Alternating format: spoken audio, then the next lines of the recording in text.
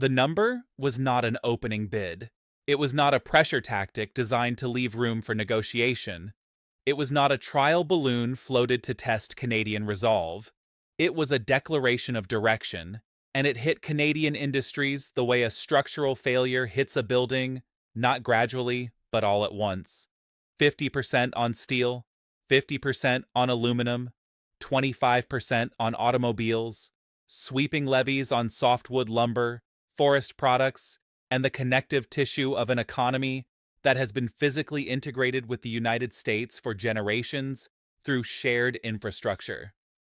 And when the White House communications operation went looking for language to describe what these measures were doing to the bilateral relationship, the word they settled on was irritants, minor friction points, small annoyances to be addressed with a concession or two before the substantive conversation could get underway.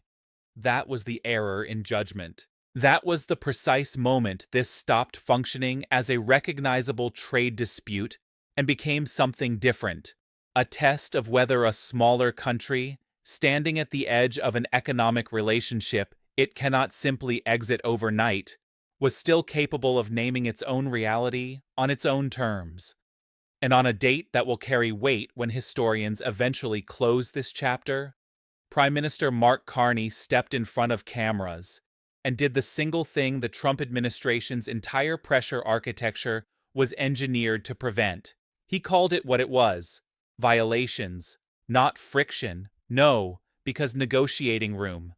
Violations of a trade agreement that both countries signed, both countries ratified, and around which both countries constructed billions of dollars of cross-border industrial and logistical infrastructure. That single word, violations, restructured the entire frame of this confrontation, and the reaction it drew from the other side of the border confirmed that it made contact with something real, because you do not respond with visible irritation to a word that did not land on something genuine. This is the account of what actually happened, what the documented data shows, what strategic analysts are willing to say publicly, and what they say in more candid settings behind the scenes. And it is an account of what the next 60 days will determine about a relationship that moves $2.5 billion in goods across the border every single day. If you work in steel fabrication, auto manufacturing, lumber, or forest products, or if you have been staring at your energy bill and your grocery receipts and wondering why the numbers keep moving in the wrong direction, this analysis is not about you in an abstract sense. It is about you directly. There is a worker we will return to throughout this video. His name is not relevant to the analysis. What is relevant is that he is 43 years old. He operates a press line at an auto parts facility in Windsor, Ontario. This city sits directly across the river from Detroit, Michigan, close enough that on a clear day, you can read the lettering on buildings across the water. He has run that press line for 19 years. He carries a mortgage. He has 2 children moving through secondary school. And right now, his plant manager has told him that production schedules for the coming quarter are under review. In the operational language of manufacturing, that phrase has a specific meaning. It means the underlying math no longer works. It means the tariff calculation has consumed the margin. It means he is waiting for a number to change somewhere in the negotiating process. That man is not tracking press conferences. He is tracking whether a specific figure moves. And the negotiations unfolding simultaneously in Ottawa and Washington right now will determine whether it does. The shape of this confrontation is precisely documented across multiple institutional sources. The Canadian Federation of Independent Business has been tracking the tariff landscape continuously. The record as of this week is unambiguous. Tariffs on steel and aluminum applied under Section 232 of the U.S. Trade Expansion Act of 1962 remain at 50%. No CUSMA exemption exists for these sectoral levies. They were not suspended. They were not rolled back through negotiation. They have been sitting on those industries every single working day since the Trump administration stripped nearly all exemptions in 2025. A blanket 10% import surcharge now applies to the majority of Canadian goods not covered by CUSMA compliance certification, a legal mechanism the administration deployed after the U.S. Supreme Court struck down the original IEEPA tariff authority in early 2026, ruling that the International Emergency Economic Powers Act does not confer on the executive branch the authority to impose tariffs of this character and scale. The administration's response to that ruling was not to reduce tariffs. It was to reach for a different statutory instrument and maintain the pressure. The Congressional Research Service published its analysis this past March. In 2025, the United States imposed duties on approximately 13% of all U.S. imports from Canada, $50.5 billion in goods that crossed the border and were taxed on arrival. Canada's own response reflects the same reality from the opposite direction. Canada currently maintains 25% tariffs on more than 300 separate categories of American goods, covering automobiles, steel, and aluminum products, because the United States continues to maintain its own tariffs in those sectors without offering reciprocal relief on Canadian CUSMA-compliant exports. 3 independent institutional analyses from Oxford Economics, the Bank of Canada's Monetary Policy Division, and the Canadian Federation of Independent Business have converged on the same basic conclusion. The effective average U.S. tariff rate on Canadian goods, accounting for exemptions and sectoral levies, now sits between 5.9% and 6.3%. That figure sounds manageable in isolation. It becomes significant the moment you understand what it replaced. 18 months ago, that number was effectively 0.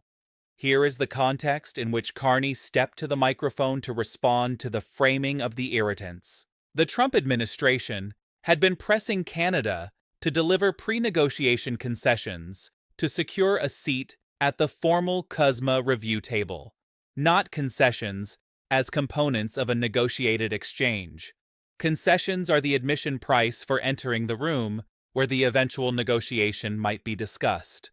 The demands included changes to how provincial liquor boards source and stock American beverage products, modifications to Canada's supply management framework for dairy, and movement on digital services regulation. The posture was explicit. Could you deliver these first? Then we will agree to talk? Carney approached the microphone and delivered his response in a measured, unhurried register, which made the content land considerably harder than volume alone would have. He did not go for anger, he went for precision. He said, "You want to know what an irritant actually is? A 50% tariff on steel is an irritant. A 50% tariff on aluminum is an irritant. A 25% tariff on automobiles is an irritant. All the tariffs on forest products are irritants. But they are more than irritants. They are violations of our trade agreement." He paused. He let the words occupy the silence for a moment. Then he delivered the second half, the line that rewrote the negotiating framework in a single sentence. He said the extended period of deep economic integration between Canada and the United States is over. Not damaged, not temporarily disrupted. Over. And he said that nostalgia is not a strategy. Hope is not a strategy. Canada is not returning to the configuration that existed before. Here is the distinction between what those words sound like on the surface and what Carney was actually executing in that moment. He was not announcing a separation. He was dismantling a lever. The Trump administration's entire pressure campaign rests on a single foundational assumption: that Canada is so structurally dependent on American market access that it cannot credibly walk away from any arrangement, no matter how imbalanced the terms. By publicly stating without visible emotion that the era of dependency-based integration is already being replaced, and that the vulnerability itself is the problem rather than just the tariff rates, Carney was doing something with real structural consequences. He was telling the other side, the instrument you are using to apply pressure is the instrument we have already publicly committed to phasing out. You cannot use the threat of removing something that the person you are threatening has already announced they are replacing. The dynamic in the room shifted when he said it, not because it resolved the underlying dispute, but because it closed off a psychological dimension of the pressure campaign that the other side had been relying on. Receipt 1. The steel and aluminum tariffs are not producing one-directional damage. They are producing damage on both sides of the border simultaneously, and the American dimension of that wound is becoming increasingly difficult to contain within the original political framing. Oxford Economics, in its 2026 baseline projections, noted that the Trump administration has shown evidence of reconsidering tariffs as a blunt industrial policy instrument. The reason is documented.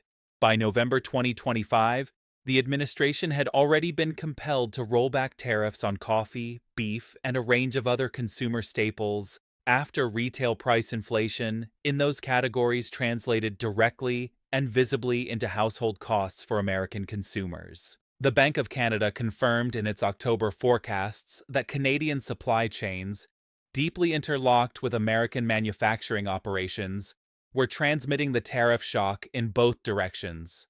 The auto parts facility in Windsor, which is also a supplier to an assembly plant in Michigan, is not replaced by an Ohio facility when its production schedule is put under review.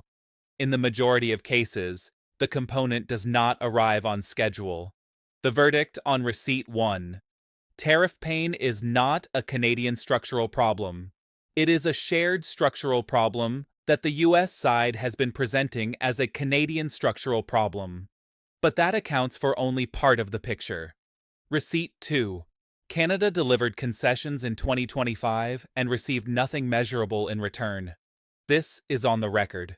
The Liberal government withdrew its digital services tax on American technology companies.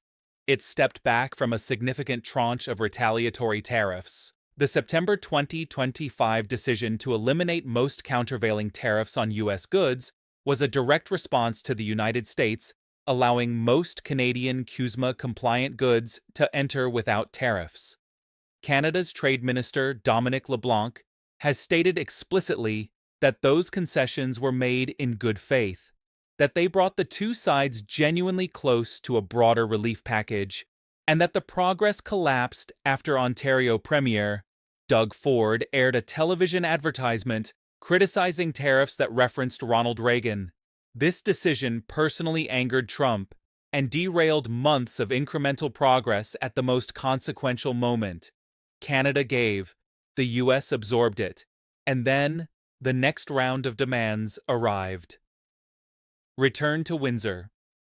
When Canada stepped back from those retaliatory tariffs in September 2025, the worker on the press line did not see his production schedule stabilize. The sectoral tariffs on auto components remained unchanged. The relief he required was not contained in the tranche Canada had conceded. He received nothing from the concession his own government made on his behalf. And the logic Carney is now publicly articulating, no further pre-negotiation concessions, traces its origins directly to that documented experience. Early concessions in this administration's negotiating pattern did not generate reciprocal movement. They generated the next demand. The verdict on Receipt 2. Canada's concession history is not a bargaining chip. It is evidence of a structural pattern. Receipt 3. The CUSMA review deadline is July 1, 2026. That is the date when Article 34.7 of the agreement requires all three parties, Canada, the United States, and Mexico, to conduct a joint assessment of how the agreement is functioning. All three parties have initiated their domestic consultations. The U.S. Trade Representative has publicly identified its priorities: Canada's dairy supply management system, softwood lumber subsidy practices, automotive rules of origin, digital services regulation, and transshipment risk associated with Chinese goods entering the North American market through Canadian channels. Canada's position is that those topics cannot be evaluated in isolation from the sectoral tariffs currently in place. which are in direct violation of the agreement's foundational commitments. The U.S. position is that the CUSMA review process and the Section 232 tariffs are separate and distinct tracks that should not be conflated. Canada's negotiating team does not accept that separation, and the disagreement about how the negotiation itself should be structured is the deeper dispute underneath the visible dispute about specific measures.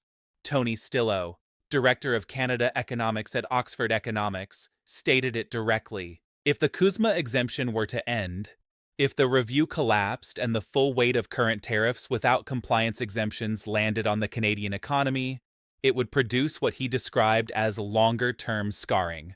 The size of the Canadian economy would be reduced in that scenario for several years and in some respects permanently. The verdict on Receipt 3, July 1, 2026, is not an administrative calendar milestone. It is the most consequential date in the Canada-US economic relationship in a generation. Before going further, the personal stakes in this analysis need to be made explicit. The tariff figures, the negotiating positions, and the legal authorities are the surface layer of this story. The real consequences are personal and specific. If the CUSMA exemption survives July, and the sectoral tariffs on steel and aluminum get incorporated into a broader relief framework, the Windsor plant gets its production schedule back. The mortgage holds. The children finish school. If the exemption collapses and the full tariff weight lands, what Oxford Economics describes in its baseline scenario as permanent scarring, that press line closes. Not temporarily pending improved conditions. The math at those tariff levels does not recover. That is a family-level outcome, replicated across thousands of communities on both sides of the border. Tell me in the comments whether you believe Canada will reach a real agreement before July, or if this goes all the way to the edge. I want to hear your read on it. Here is what most coverage of this story is missing entirely. Every outlet is focused on the negotiating drama. Who said what? Who pushed back? Which sector got named? But the underlying story is about a legal architecture being reconstructed in real time, and about what that reveals to every country that believed it held a durable signed agreement with the United States. The Supreme Court's early 2026 ruling invalidating the IEEPA tariff authority was expected to provide relief. In a narrow legal sense, it did.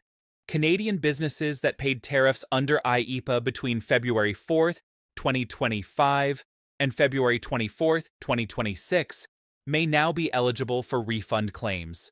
The Canadian Federation of Independent Business confirmed this as of April 20, 2026. But the part the headlines did not carry forward is what happened next. The administration's response to losing that legal authority was not to reduce tariff pressure. It was to immediately deploy a different statutory instrument, Section 122 of the Trade Act of 1974, to impose a 10% import surcharge for 150 days on most U.S. imports. The tariff did not disappear. The legal citation changed, translated into operational terms for businesses. When the Supreme Court strikes down the statutory basis for a tariff, the tariff gets reissued under a different statutory label. The physical payment Canadian businesses make at the border does not change. The line item on their cost structure does not change. The margin compression does not change. The only change was the footnote in the legal filing. And the businesses that had been waiting for substantive relief from the Supreme Court ruling are still waiting. This is exactly what Carney means when he says hope is not a strategy. Because every moment at which Canada had grounds for optimism, the Supreme Court ruling, the September concessions, the near agreement that unraveled over a television advertisement, the underlying pressure did not lift. It reorganized itself and continued. Now here is what this story is actually about at the level of strategic architecture, and it has not been explained with this degree of clarity anywhere in the mainstream coverage. There are 3 analytical moves required to understand what Carney is doing, not just what he is saying publicly. The first move is recognizing this as a negotiating doctrine rather than a diplomatic statement. When Carney says the era of deep integration is finished, he is not announcing a policy outcome. He is deploying a strategic posture. The Trump administration's leverage depends entirely on Canadian anxiety about the consequences of losing preferential access to the American market. That anxiety is real and grounded. The United States accounts for the overwhelming majority of Canadian exports. But anxiety only functions as leverage if the party being pressured believes no credible alternative path exists. By publicly and visibly investing in diversification, the January 2026 agreement with China that lowered tariffs on Canadian agricultural products in exchange for market access for Chinese electric vehicles, the active pursuit of new investment from global partners, and the expansion of domestic energy capacity planning, Carney is not primarily attempting to replace American market volume in the near term. He is attempting to reduce the operational credibility of the threat itself. If Canada is clearly preparing to exit, the threat of blocking the door loses its coercive power. The second move is understanding the asymmetry of accountability. When Canada frames American tariffs as violations of a signed agreement rather than irritants to be smoothed through negotiation, it does something to the international audience of this dispute that the bilateral drama tends to obscure. Other U.S. trading partners are watching closely. The question every allied government is quietly asking right now is this: if the United States will treat a major trading partner and CUSMA signatory this way, what does our own signed agreement with Washington actually guarantee in practice? The reputational cost to American credibility across all ongoing trade negotiations globally is not captured in any of the tariff impact models, but it is accumulating. And Carney's use of the word violations rather than irritants is partly a transmission to that wider audience. A signal to every country currently engaged in any form of trade negotiation with the United States about what the terms of those agreements may prove to be worth. The third move is the deliberate absence. Please take a look at what the Trump administration has not done throughout this dispute. It has not offered Canada a single reciprocal concession. Not one. It has demanded modifications to dairy market access, provincial alcohol distribution rules, digital regulation frameworks, lumber pricing practices, and automotive rules of origin. In exchange, it has offered the possibility of a conversation, not tariff relief, not a pause in the pressure, not a reduction in any specific measure, but access to the room where those things might eventually be discussed. And Canada, which has historically entered these engagements with a posture of early, good-faith concessions designed to establish negotiating goodwill, has stopped doing so. The absence of the early concession is not a diplomatic failure. It is a deliberate strategic decision, grounded in documented evidence, that early concessions in this administration's pattern do not elicit reciprocal movement. They generate the next set of demands. In plain terms, what Carney chose not to do is the most consequential thing he did. The doctrine this all points toward might be called the asymmetric dependency correction. A country embedded in an unequal relationship does not escape the inequality by negotiating more skillfully within the existing frame. It escapes by restructuring the frame itself. Carney is not optimizing his position within the current negotiation. He is making the current negotiation's terms structurally unacceptable so that the next negotiation begins from a different baseline. Analysts across different institutional homes are beginning to converge on the same structural concern. Beata Caranci, chief economist at TD Bank, has noted that the tariff disruption has produced a level of business investment paralysis in Canada that aggregate trade figures do not fully capture. Companies are not simply absorbing the tariff cost and continuing operations. They are deferring capital allocation decisions until the July CUSMA review clarifies what the medium-term trade environment will actually look like. When investment pauses, it does not simply pause. It redirects. And the window within which Canada can capture that redirected capital is not indefinitely open. Flavio Volpi, president of the Automotive Parts Manufacturers Association of Canada, has stated publicly that the integrated North American automotive supply chain is not engineered to function under sustained tariff pressure.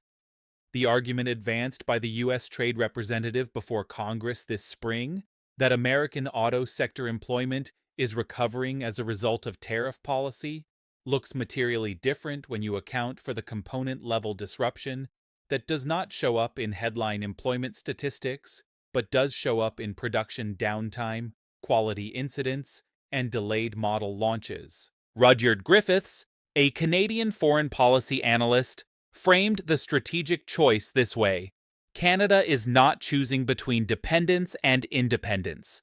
It is choosing between a managed dependency that preserves negotiating leverage and an unmanaged dependency that preserves none. There is a substantive argument on the American side of this that deserves serious engagement rather than dismissal. The strongest version of the American position is not the public framing of irritants. The strongest version is this: CUSMA was negotiated for a world in which Chinese manufacturing capacity and trade practices were different from what they are today.